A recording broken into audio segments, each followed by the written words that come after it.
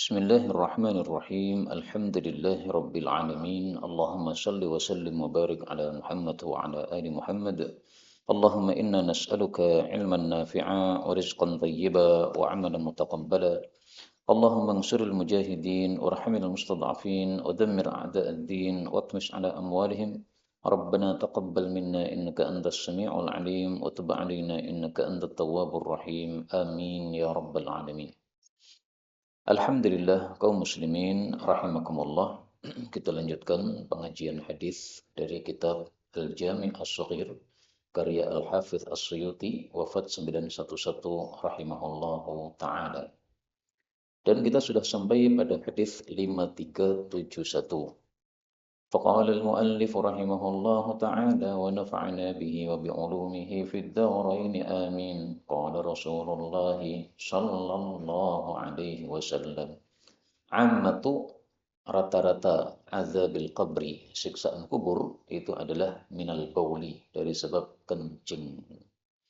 Hadis ini menunjukkan bahwasanya kita harus menjaga diri dari kencing kita sendiri. Kalau nyiprat pada baju kita atau pada kulit kita, kemudian tidak kita bersihkan, nah itu bisa menyebabkan siksa kubur.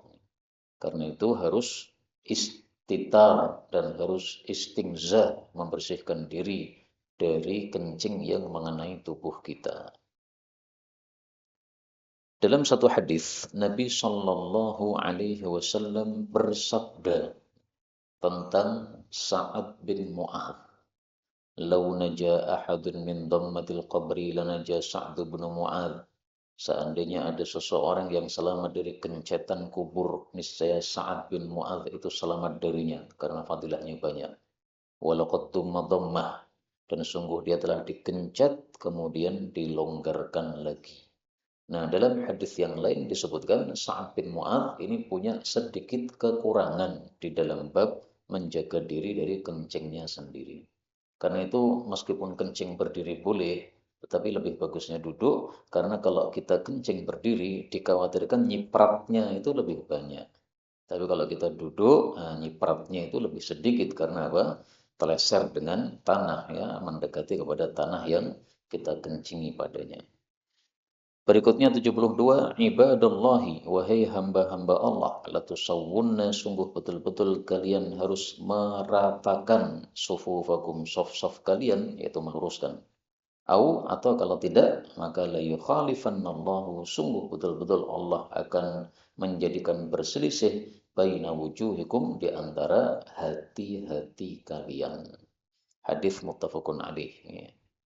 Wujuh ini bisa diartikan dua terjemahan. Yang pertama diartikan hati, sebagaimana dalam hadis yang lain baina qulubikum, di antara hati kalian. Maka para ulama mengatakan ikhtilafudz zahir sababu ikhtilafil batin. Perselisihan zahir yaitu shaf yang tidak lurus ini menyebabkan perselisihan batin yaitu hati. Nah, sebaliknya, kalau shafnya lurus, berarti persamaan zahir, maka menyebabkan persamaan batin, yaitu hati. Tafsiran yang kedua, wujuhnya diartikan wajah, wajah yang ada di kepala kita ini. Kalau diartikan wajah, maka yukhalifan Allah, Allah akan membalik wajah kalian. Jadi wajahnya ditaruh di belakang. Namanya wajah kan biasanya di depan, Pak. Nah, ini wajahnya ditaruh di belakang, dibalik oleh Allah Subhanahu wa taala. Ini berarti ancaman keras bagi orang-orang yang tidak mau meluruskan shaf. Karena itu pendapat yang saya ikuti adalah bahwasanya meluruskan shaf ini hukumnya wajib. Dan ini masalah khilafiyah ya. Taswiyatu as-sufuf fi salatil jamaah. Meluruskan shaf di dalam salat jamaah hukumnya apa? Pendapat pertama mengatakan wajib, pendapat kedua mengatakan sunnah. Nah, saya mengikuti pendapat yang mengatakan wajib. Kenapa? Karena di sini diancam akan dihukum. Seandainya tidak wajib, ngapain dihukum-hukum? Ya, Allah itu nggak menghukum orang-orang yang tidak melakukan sesuatu, yaitu meninggalkan kewajiban atau melanggar larangan yang haram. Berikutnya ibadallahi, wahai hamba-hamba Allah, wada'allahu, Allah telah meletakkan al-haraja, dosa.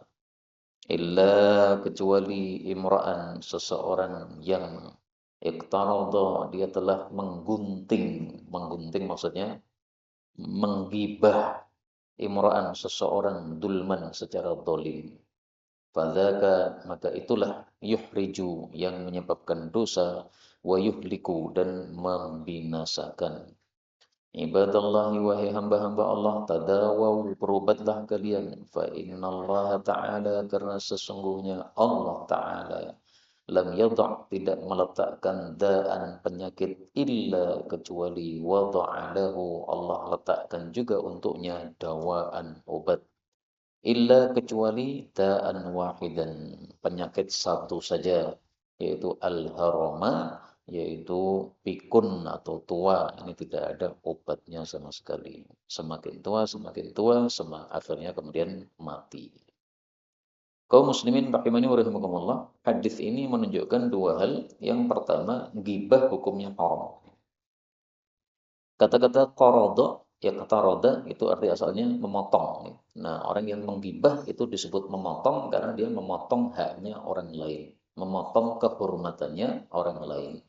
Maka ini nama lain dari gibah. Ya. Gibah itu ada 3 nama. Yang pertama gibah, yang kedua abdah pakai idhab, yang kedua iqtirat ini. Dari mana taunya bahwa yang dimaksud di sini adalah gibah? Dari riwayat yang lain. Di dalam riwayat yang lain lafalnya iqtarada arda. Orang yang memotong kehormatan seseorang. Nah, kemudian ditafsiri oleh para ulama, memotong kehormatan orang itu artinya menggibah. Kemudian hadis ini menunjukkan bahwa kita disuruh untuk berobat tadawaw. Tapi berobat yang diajarkan Nabi ada 2 macam. Ada pengobatan lahiriah, ada pengobatan batiniyah. Pengobatan lahiriah misalnya minum madu, habbatus sauda, kemudian bekam. Kalau pengobatan batin itu misalnya ya ruqyah-ruqyah yang diajarkan Nabi itu, wirid-wirid ya, baca Fatihah, kemudian baca Muawwidzatain dan sejenisnya itu. Nah, dua-duanya boleh kita lakukan. Boleh pilih salah satu, boleh dua-duanya kita lakukan. Kalau saya lebih suka menggabungkan. Jadi kalau sakit langsung baca Fatihah, diruqyahkan pada diri kita sendiri. Kalau ternyata belum ada hasil, silahkan beli obat di apotik atau di mana terserah. Tapi jangan langsung teringat apotik, tapi ingat dulu kepada Allah Subhanahu wa taala. Berikutnya 74, Abdullah bin Salamin. Abdullah bin Salam, ini seorang tokoh Yahudi yang masuk Islam. Itu adalah asyiru asyaratin, orang yang ke-10 dari 10 orang fil jannah, di dalam jannah. Hadis ini menjamin Abdullah bin Salam masuk jannah. Dan yang masuk jannah itu tidak hanya 10 orang, Pak. Meskipun di sini dikatakan asyaratin, tapi yang diberi kabar gembira oleh Nabi tidak hanya 10 orang. Karena kalau kita kumpulkan ada sekitar 30 orang. Saya dulu pernah membaca di dalam kitab Faidul Qadir, Al-Ishrun Al-Mubasyarun. Ada 20 sahabat Nabi dijamin masuk surga. Nah, akhirnya saya mengumpulkan orang-orang yang dijamin Nabi masuk surga. Selain dari 10 yang terkenal itu.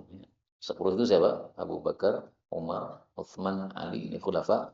Sa'ad, Sa'id, kemudian Ibnu Auf, Abu Ubaidah, Talha, Zubair. Nah, selain dari 10 ini masih ada 10 lagi. Sehingga totalnya 20. Sehingga muncul istilah Ishrun, 20. Nah, setelah saya kumpulkan 20, ternyata masih nemu lagi dalil. Akhirnya terkumpul 30. Maka bukunya saya kasih judul As-Salathun Al-Mubasyarun. 30 orang yang dijamin masuk ke dalam jannah Nabi Shallallahu Alaihi Wasallam. Nah, salah satunya adalah Abdullah bin Salam ini. Mudah-mudahan semua kita masuk jannah tanpa hisab, tanpa adab. Amin. Berikutnya 75, ini hadis palsu, maka saya kasih tanda bintang. Abdullah bin Umar, putranya Sayyidina Umar, itu adalah min wafdir rahman, termasuk dari tamu-tamunya Allah Subhanahu wa taala, yaitu yang disebutkan pada surat Maryam. Wa Ammarun, sementara Ammar bin Yasir itu minas sabiqin, termasuk dari as-sabiqin, orang-orang yang mendahului di dalam masuk surga yang disebutkan di dalam surat Al-Waqi'ah. Wal Miqdadu, adapun Miqdad itu minal mujtahidin, termasuk orang yang sungguh-sungguh. Nah, mungkin yang dimaksud itu adalah yang disebutkan pada surat Al-Ankabut ayat 69. Walladzina jahadu fina lanahdiyannahum subulana. Orang-orang yang sungguh-sungguh di dalam agama Allah, maka pasti akan mendapatkan hidayah dari Allah Subhanahu wa taala. Ini hadisnya palsu, tetapi memang tiga sahabat ini punya fadilah. Ibnu Umar, dia orang yang disebut sebagai al-muta'assi, orang yang selalu mengikuti sunnah Nabi SAW. Ammar bin Yasir, fadilahnya dulu sudah pernah kita bahas. Setiap dia disuruh milih dua hal, pasti milih yang terbaik. Miqdad, fadilahnya, dia ketika diajak jihad oleh Nabi SAW, maka dia mengatakan siap kemanapun, meskipun melewati laut kita akan berangkat. Berikutnya 76, Abdun, seorang budak, atau Allah yang taat kepada Allah, wa ata'a dan taat mawalihi kepada majikan-majikannya, atau mawaliyahu, ya, majikan-majikannya. Adkhalahullahu, Allah pasti memasukkannya al-jannata, ke dalam jannah, qabla, sebelum mawalihi, majikan-majikannya, bisab'ina kharifan, 70 tahun lebih awal. Fayaqulu sayyid, maka berkatalah si majikan itu, Rabbi, wahai Rabbku, kok iso? Hadza, budak ini, karena adalah dia itu abdi, budakku, fit dunia, di dunia. Jadi derajatnya di bawah saya. Kok sekarang dia masuk surga lebih dulu? Qala, maka Allah menjawab, jazaituhu, aku membalas dia bi'amalihi, dengan sebab amalnya. Wa jazaituka, dan aku membalas kamu, wahai si majikan, bi'amalika, juga dengan sebab amalmu. Hadis ini memang sangatnya dhaif, tapi maknanya sangat sahih, 1000% sahih. Kenapa, Pak? Karena sesuai ayat Quran, Allah mengatakan walikullin darajatum mimma amilu. Masing-masing orang mendapatkan derajat berdasarkan amal masing-masing. Walikullin darajatum mimma amilu. Ini disebutkan 2 kali dalam Quran, ya. Salah satunya adalah surat Al-An'am ayat 132. Nah, sehingga kalau amalnya dahsyat, ya derajatnya tinggi di dalam surga. Amalnya dahsyat, ya masuk surga lebih awal. Tapi rinciannya, ya lebih awal 70 tahun lah, ini yang kita tidak menemukan dalilnya yang sahih. Tapi maksudnya makna secara global, ya, itu adalah sahih, bahwasanya Allah membalas sesuai amal. Jadi Allah itu tidak membalas bukan sesuai status, Pak. Status kamu majikan, maka berarti surgamu tinggi. Tidak. Allah membalas sesuai amal, bukan sesuai status seseorang. Berikutnya 77. Itqun nasabah, memerdekakan suatu jiwa. Itu adalah antang farida, bahwasanya kamu bersendiri bi'itqiha, memerdekakan dia. Wa fakkur raqabah, adapun melepas budak, membebaskan budak, itu adalah antu'ina, bahwasanya engkau itu membantu fi itqiha, di dalam memerdekakannya. Hadis ini disahihkan oleh Al-Albani. Ini hadis menjelaskan kata-kata fakka raqabah di dalam surat Al-Balad ayat 13. Falaqtahamal aqabah wa ma adraka mal aqabah fakka raqabatan aw at'ama fi yaumin dhi masqabah. 2 qiraat. Fakka raqabah, membebaskan budak. Nah, ini tidak harus seorang budak kita bebaskan sendiri, Pak. Ada budak pengen membebaskan dirinya sendiri, duitnya kurang 1 juta. Nah, kita bantu 1 juta, itu sudah termasuk fakka raqabatan. Tapi kalau kita memerdekakan sendiri, nah, itu namanya itqun nasama. Jadi hadis-hadis tentang fadilah itqun itu tidak berlaku untuk yang hanya bantu tok. Karena itqun nasamah itu adalah tangfarid, ya, memerdekakan bersendiri. Budaknya harganya berapa itu? 100 juta. Nah, 100 juta kita bayar, kemudian kita merdekakan. Itu namanya itak. Nah, fadilahnya sangat besar. Yaitu seluruh tubuh kita dari kepala sampai kaki semuanya selamat dari neraka. Itu kalau itak. Tapi kalau hanya fak, yaitu membantu membebaskan, nah, maka jaminannya tidak seperti itu. Sehingga dari hadis ini pun diambil pelajaran. Ya. Pelajarannya apa? Pelajarannya adalah bahwasanya maka na aktsara fi'lan kana aktsara fadlan. Al-'ibqu afdalu minal fakki. Kemudian kaidahnya maka maka aktsara fi'lan, kalau perbuatannya lebih banyak, karena aktsara fadlan, maka fadilahnya juga lebih banyak. Jadi jangan samakan antara orang yang membangun masjid sendirian dengan yang membantu membangun masjid. Sama-sama bangun masjid, Pak. Ada tawaran membangun masjid, kita urun 10 sak semen atau 1 kol pasir, itu sudah termasuk bangun masjid. Tapi jangan disamakan dengan orang yang dari nol, dari awal sampai akhir, dia bangun dengan hartanya sendiri, tidak minta bantuan yang lain. Pasti beda pahalanya di hadapan Allah. Berikutnya 78, ini hadis palsu, ada bintang merah di kitab saya. Utsman bin Affan. Utsman bin Affan itu wali, adalah waliku fid dunya, baik di dunia, wa wali, dan juga waliku fil akhirah, besok di akhirat. Adapun hadis ini maknanya sahih karena walinya Nabi itu adalah orang-orang yang bertakwa, sebagaimana sabda Nabi sallallahu alaihi wasallam, beliau mengatakan auliyai al-muttaqun. Sesungguhnya para wali-waliku itu adalah orang-orang yang bertakwa. Hadis riwayat Abu Dawud. Nah, Utsman bin Affan termasuk orang yang bertakwa, sahabat Nabi semuanya orang-orang yang bertakwa. Berikutnya 79, Utsmanu, Sayyidina Utsman itu fil jannati, berada di dalam jannah. Artinya dia dijamin masuk jannah. Nah, Sayyidina Utsman ini termasuk 10 orang yang dijamin masuk jannah. Mudah-mudahan semua kita masuk jannah tanpa hisab, tanpa azab. Amin ya rabbal alamin. 80.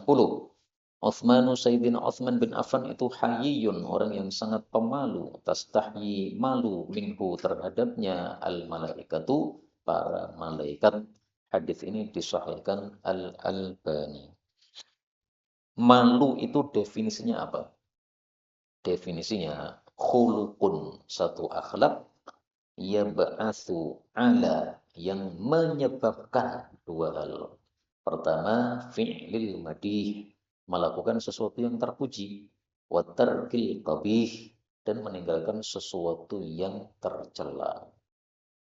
Jadi dalam hati kita ada sesuatu akhlak, yang dengan sebab akhlak yang ada di hati kita tadi, kita semangat berbuat baik, kita meninggalkan yang jelek-jelek, itu namanya malu. Adapun malu dari berbuat baik, itu bukan malu, itu namanya ajzun, itu lemah. Kenapa tidak ikut pengajian? Malu saya, karena semua yang ikut bapak-bapak tua-tua, saya paling muda, malu saya. Nggak perlu malu. Empat kebaikan kok, pengajian itu baik, ngapain malu? Itu definisi malu ya, yang syar'i ya. Adapun orang menyebut malu dari berbuat baik, itu hakikatnya bukan malu tapi adalah loyo atau lemah. Berikutnya 81, Utsmanu, Sayyidina Utsman itu ahya, orang yang paling malu ummati, dari umatku. Sampai di sini sahih hadisnya. Adapun tambahannya ini dimasukkan dalam kurung karena dhaif ya. Wa akramuha, dan yang paling dermawan dari umatku. Nah, ini dhaif. Jadi hadisnya sahih tanpa ada tambahan wa akramuha. Tapi bahwasanya Sayyidina Utsman termasuk orang-orang yang dermawan, betul, Pak. Tapi kalau paling dermawan, nah ini yang perlu kita cari hadis lain yang sahih. Saya belum menemukan. Nah, kalau termasuk dari yang dermawan, nah silahkan baca biografinya. Berapa sedekah Sayyidina Utsman? Miliaran. Bahkan disebutkan dalam biografi Sayyidina Utsman, setiap Jumat dia pasti merdekakan satu budak. Nanti Jumat lagi merdekakan budak lagi. Terus setiap Jumat. Sehingga ketika ditotal oleh para ulama, budak yang sudah dimerdekakan Utsman itu ada 2.400 budak. Dari awal dia merdekakan sampai mati. Nah, silakan dihitung ya. Satu Jumat itu kan satu bulan kan 4 atau 5 Jumat dikali 12 bulan, jadi berapa itu? Nah, itu dikali usia dia. Kalau hitungannya tidak tepat ya berarti apa? Setiap harinya bukan satu budak, tapi intinya beliau setiap Jumat selalu memerdekakan budak. Dan itu apabila benar cerita itu, karena namanya cerita itu bisa benar bisa salah, itu bisa jadi sandaran orang-orang yang sedekah Jumat. Sayyidina Utsman kok milih hari Jumat? Ya memang hari Jumat hari paling utama, Pak. Yang penting tidak mengkhususkan. Ya. Namanya merdekakan budak harus Jumat. Nah, kalau mengkhususkan gitu ya bid'ah. Panjenengan sedekah kapan saja silahkan. Tapi milih hari Jumat lebih dahsyat sedekahnya karena hari yang paling utama, nggak ada masalah. Itu bukan bid'ah. Yang bid'ah itu kalau hanya mengkhususkan. 82. Ajaban, menakjubkan di amril mukmin urusannya orang beriman. Inna sesungguhnya amrohu urusan dia kullahu seluruhnya khairun adalah baik. Walaysa dan tidaklah dzalika hal itu li ahadin untuk seorang pun illa kecuali lil mukmin bagi orang beriman. Kenapa? Karena dia melakukan dua hal. Yang pertama, in apabila asabathu mengenai dia sarra kesenangan, syakara dia bersyukur kepada Allah Subhanahu wa taala. Wa kana dan adalah syukur tadi khairan lahu kebaikan untuknya.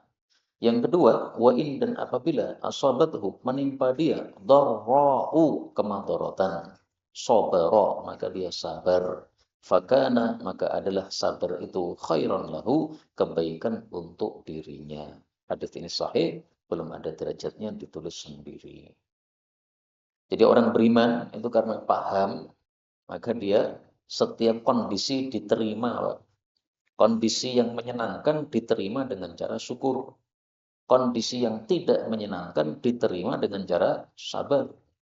Kenapa dia terima? Ya, karena semua dari Allah. Dan Allah itu maha al-bar, maha baik. Sehingga Allah kasih musibah, terima saja. Allah kasih nikmat, terima saja. Nah, karena kehidupan kan cuma dua macam aja kan, nggak ada yang lain. Ada kalanya menyenangkan, ada kalanya menyedihkan. Pasti begitu. Ada kalanya nikmat, ada kalanya musibah. Nah, pas nikmat syukuri, pas musibah sabari. Nah, sehingga menjadi kebaikan terus-menerus. Berikutnya 83. Ajibah telah takjub Rabbuna pemelihara kami min qaumin terhadap satu kaum. Yuqaduna yang mereka itu digiring ilal jannah kepada jannah fis salasil di dalam rantai-rantai. Jadi ada orang-orang yang untuk masuk jannah itu dirantai dulu, Pak. Siapa mereka? Ya tawanan-tawanan perang itu. Asalnya kafir, kemudian menjadi tawanan perang, akhirnya masuk Islam. Nah, Allah takjub dengan itu. Masya Allah, masuk surga yang tidak dirantai-rantai. Surga menyenangkan loh. Kenapa harus dipaksa masuk surga? Nah, mestinya masuk surga itu tanpa dipaksa kita sendiri yang masuk ke dalamnya. Tapi itulah kondisinya manusia banyak yang kafir kepada Allah Subhanahu wa taala. Berikutnya 84 nih. Ajiba Rabbuna telah takjub pemelihara kami. Takjub atau senang. Rabbuna pemelihara kami min terhadap rajulin seorang laki-laki ghaza yang dia itu berperang fi sabilillah di jalan Allah Subhanahu wa taala. Fanhazama lalu kocar-kacirlah ashabuhu sahabat-sahabatnya kalah. Fa'alima maka dia mengetahui ma'alaihi apa yang menjadi kewajiban dia.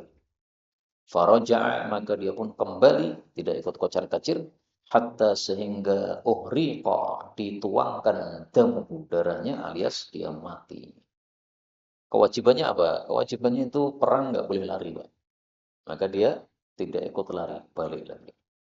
Fayaqulullahu azza wa jalla maka Allah berkata li malaikatihi kepada para malaikatnya Ungduru, lihatlah wahai malaikat-malaikat, ila abdi, pada hambaku ini, roja'a, dia kembali ke medan jihad. Kenapa? Karena dua hal. Yang pertama, rohbatan, karena mengharap fima indi, pada apa yang ada padaku, yaitu surga, mengharap surga. Yang kedua, wasyafaqatan, karena dia takut mimma indi, dari apa yang ada padaku, yaitu neraka. Hatta, sehingga uhriqa, ditumpahkan damuhu, darahnya, yaitu mati syahid. Hadis ini menunjukkan fadilahnya orang yang mati syahid. Ketika yang lain-lain lari, dia tidak ikut lari. Orang yang seperti itu tidak lari padahal yang lainnya lari, itu karena keimanannya yang kuat, Pak. Nah, keimanan yang kuat itu adalah kepada surga dan neraka. Kepada surga dia rohbah, berharap. Kepada neraka dia rohbah atau syafaqah. Nah, maka dua hal ini harus imbang. Istilahnya rohbah, rohbah. Atau dengan istilah yang lain, khauf, roja. Khauf, takut kepada siksa Allah. Roja, mengharap kepada rahmat Allah. Itu diserupakan oleh para ulama seperti dua sayap burung. Kalau dua-duanya imbang, maka jadinya terbangnya sempurna. Demikian juga di sini memunculkan keberanian untuk jihad fisabilillah meskipun akhirnya mati nggak ada masalah. Nah, orang seperti itu Allah senang kepadanya. Di sini diungkapkan dengan kata-kata ajiba atau senang. Kita temukan dalam hadis yang lain yang semisal dengan kata-kata dhahika. Dhahika itu artinya apa? Tertawa atau tersenyum. Tapi lafalnya lain, riwayat Imam Ahmad sahih juga. Orang yang paling afdal di antara syuhada adalah orang yang berperang di shaf pertama. Lalu mereka tidak menoleh wajah mereka sampai mereka terbunuh. Mereka itu akan berkeliaran atau masuk di dalam kamar-kamar yang tinggi di dalam jannah. Allah pun tersenyum kepada mereka. Apabila Allah sudah tersenyum kepada seorang hamba dalam satu tempat, maka tidak ada hisab terhadapnya.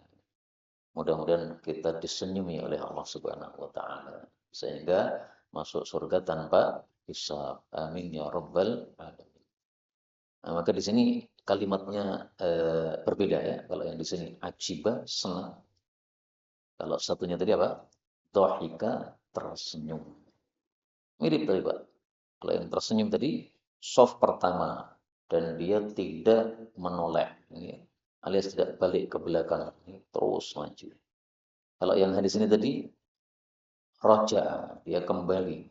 Kata-kata kembali itu zahirnya dia sudah awalnya ikut apa? Ikut kocar kacir, tapi balik lagi. Karena dia teringat surga dan neraka. Allahu a'lam. Berikutnya 85, ini hadis palsu juga. Ajiba Rabbuna. Pemelihara kami itu senang min dzabhikum, terhadap penyembelihan kalian, ad-dha'na, kambing domba, fi yaumi idikum, pada hari raya Idul Adha kalian. Nah, jadi hadis tentang fadilahnya ad-dha'n atau menyembelih domba ini memang dhaif ya. Tetapi memang perbuatan Nabi biasanya begitu. Beliau kalau Idul Adha itu selalunya yang disembelih adalah domba. Tapi dombanya bukan domba biasa, Pak, tapi yang kabus. Kabus itu domba gibas yang mahal. Harganya kalau dulu ya sekitar 4 juta. Mungkin kalau sekarang lebih daripada itu ya, 8 juta atau berapa. Dan dha'n atau domba ini memiliki hukum khusus yang tidak dimiliki oleh kambing Jawa, yaitu untuk domba ini usia 6 bulan itu sudah sah untuk kurban. Yang kambing Jawa harus 1 tahun atau sudah poel. Sudah poel giginya atau sudah 1 tahun usianya. Bahkan kalau mazhab Syafi'i harus 2 tahun. Mazhab yang lain 1 tahun. Lalu untuk yang dha'n atau domba ini separuhnya cukup. Domba 6 bulan. Istilahnya namanya apa? Jaza'ah.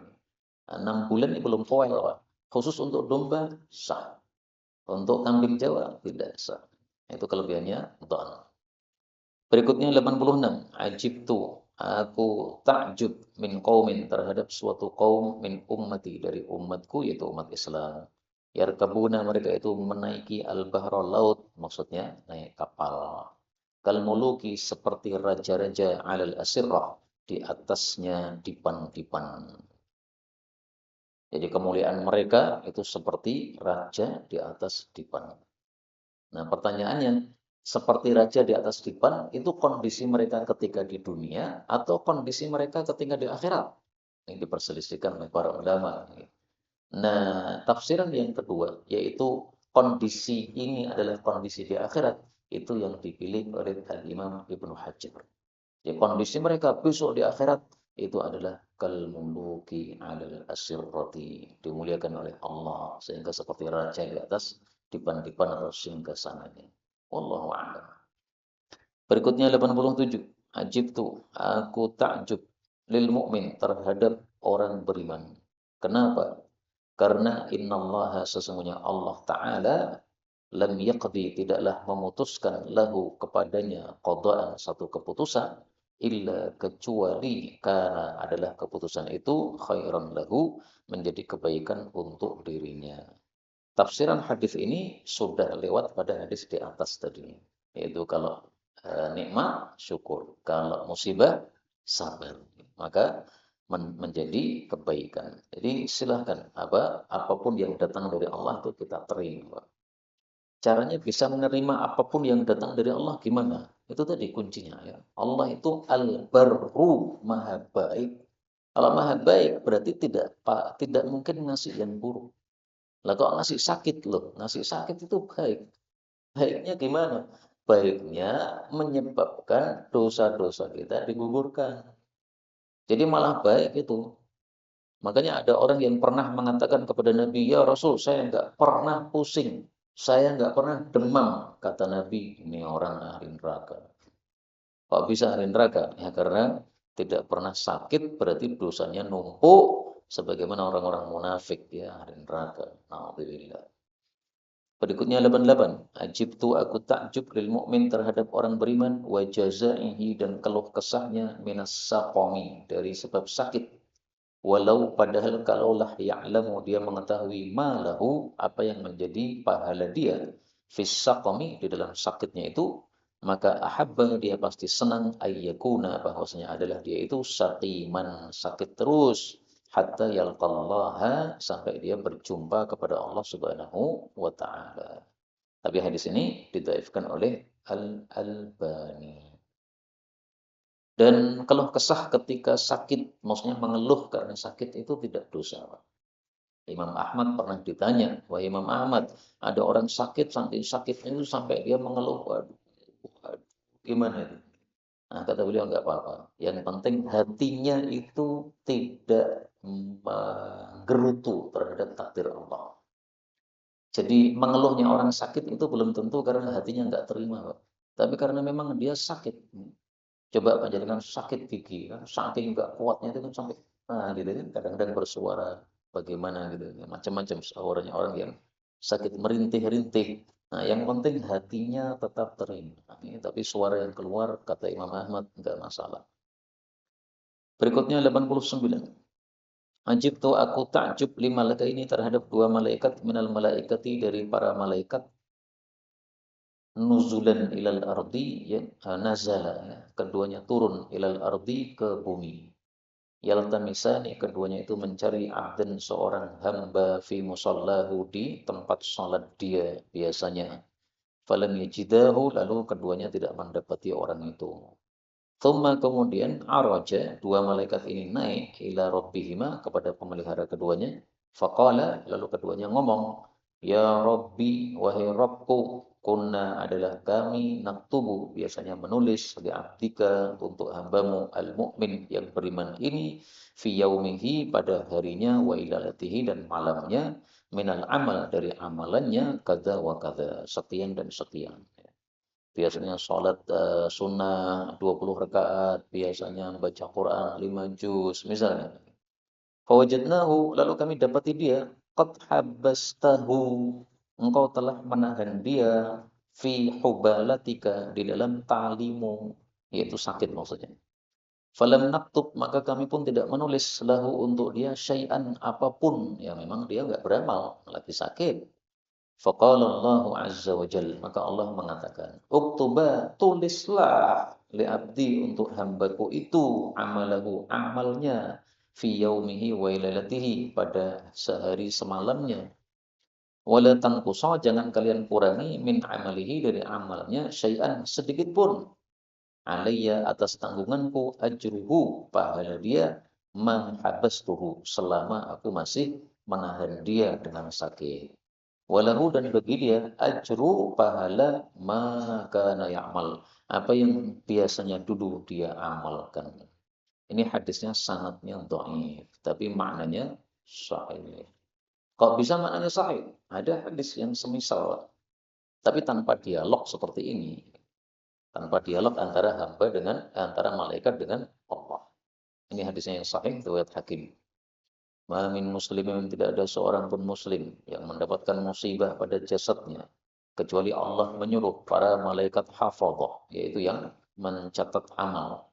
Catatlah untuk hambaku setiap sehari semalam dari kebaikan-kebaikan yang biasa dia amalkan selama dia masih tertahan di dalam withaqi, di dalam ikatanku. Ikatan maksudnya sakit. Jadi sakit itu ikatan dari Allah. Karena pas sakit itu nggak bisa kemana-mana. Berarti diikat oleh Allah Subhanahu wa Ta'ala. Nah, diikat oleh Allah menyebabkan dosa-dosanya diampuni dan mendapatkan apa? Pahala amal yang biasa kita lakukan. Dicatat ya, amal yang biasa dilakukan. Nah, yang nggak biasa dilakukan nggak dihitung, Pak. Misalnya panjenengan biasa sholat 5 waktu, ya kan, ke masjid. Nah, karena sakit, sholat 5 waktunya di rumah. Itu dihitung jamaah ke masjid. Karena sudah biasa ke masjid. Biasanya baca Quran 5 juz sehari. Karena sakit, tinggal 1 juz. Atau tinggal kulhu diulang 3 kali. Ya, itu masih dihitung 5 juz. Kenapa? Udah biasa. Ini dalilnya. Maka yang apa yang biasa dia amalkan. Jadi harus biasa. Kalau cuma datnyeng, kadang ngamal, kadang tidak, nah itu enggak termasuk yang maka ya'mal dalam bahasa Arab, karena fi'il madhi disambung dengan ya'mal fi'il mudhari. Ini menunjukkan makna kebiasaan. Terakhir 5390. Ajibtu, aku takjub lil muslim, terhadap orang muslim. Kenapa? Karena dua hal. Yang pertama, idza, apabila asabathu, menimpanya musibatun, satu musibah, ihtasaba, dia berharap pahala, wa sabara, dan sabar. Yang kedua, wa idza, dan apabila asabahu, menimpanya khairun, kebaikan, hamidallah, dia memuji kepada Allah, wa syakara, dan syukur. Ini hadis menafsirkan hadis yang sebelumnya tadi. Tadi hanya disebutkan sabar sama syukur. Nah, supaya kita bisa sabar, gimana caranya? Ihtasaba, Pak, mengharap pahala. Kalau kita tahu pahala, muncul sabar. Kemudian mau syukur, gimana caranya? Hamidallah, alhamdulillah. Nah, makanya para ulama mengatakan, alhamdu ra'sus syukri. Qalu, para ulama mengatakan, alhamdu, memuji Allah, ra'sus syukri, adalah puncak bersyukur kepada Allah Subhanahu wa Ta'ala. Dan bersyukur itu ada 3 macam. Jangan lupa. Ya. Bil janan, bil lisan, bil arkan. Bersyukur dengan hati, bersyukur dengan lisan, bersyukur dengan anggota tubuh. Hatinya mengakui nikmat dari Allah. Lisannya mengucapkan alhamdulillah. Anggota tubuhnya melakukan kebaikan. Nah, itu 3 macam syukur. Kemudian Nabi mengatakan, indal muslim, sesungguhnya orang muslim, yu'jaru, dikasih pahala, fi kulli syai, dalam segala sesuatu. Hatta, sehingga, fil luqmati, pada suapan. Yarfa'uha, yang dia mengangkat suapan tadi, ila fihi, kepada mulutnya sendiri. Jadi makanan yang kita masukkan ke dalam mulut kita berpahala, Pak. Tapi kata Imam Munawi, apabila kita niatkan makanan yang kita masukkan ke mulut tadi untuk kita bisa kuat ibadah, itu baru dihitung pahala. Itu kata Imam Munawi loh ya. Kalau zahir hadisnya ya tidak disyaratkan begitu. Apapun yang kita nafkahkan, kita keluarkan, baik itu kita keluarkan untuk ngasih makan orang atau ngasih makan mulut kita sendiri, nah itu ada pahalanya dari Allah Subhanahu wa taala. Sebagaimana hadis yang lain ya. Kullu nafaqatin, setiap nafkah yunfikuhal abd, yang dikeluarkan oleh hamba yang muslim, yu'jaru fiha, dia dikasih pahala, illal bunyan, kecuali untuk memegahkan bangunan, itu enggak ada pahala. Nah, ini berarti zahirnya setiap nafkah, mau kita berniatan untuk menguatkan ibadah atau tidak, zahirnya semuanya ada pahalanya. Nah, mungkin saja yang dimaksud Imam Munawi, wallahu a'lam, itu adalah kalau kita niatkan untuk ibadah, pahalanya jadi besar. Kalau kita tidak muncul niatan supaya kuat ibadah, ya ada pahala, tapi kecil. Itu mungkin yang dimaksud oleh Imam Al-Munawi rahimahullah. Karena zahirnya hadis adalah apa? Tidak mensyarat-syaratkan seperti itu. Ini yang dapat kita bicarakan, betul dari Allah. Kalaupun ada salahnya, fa astaghfirullahaladzim li wa lakum, walhamdulillahi rabbil alamin.